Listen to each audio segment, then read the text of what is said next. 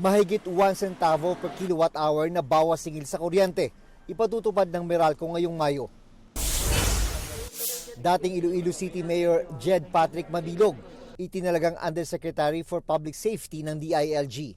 Sa isang mensahe sa GMA News Online, kinumpirma ni DILG Secretary John Vic Rimulya na nanumpa sa kanya si Mabilog. Kasama si Mabilog sa narco list ni dating Pangulong Rodrigo Duterte. Itinanggi niyang may kinalaman siya sa illegal drug trade. Pulis malolos na nambugbog sa kanyang live-in partner, nagsorry. Marami pong iniisip, hindi ko na rin po nakilala yung sarili ko sa nangyari. Sa dami po namin problema sa negosyo at sa ibang personal pa po namin buhay. Walang imik ang dating kinakasama na nakaharap niya sa NAPOLCOM. Sa kabila ng paghingi ng tawad, tuloy ang administrative proceedings na ang parusa ay posibleng dismissal from the service.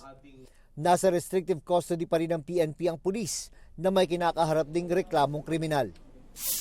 June Veneracion, GMA News.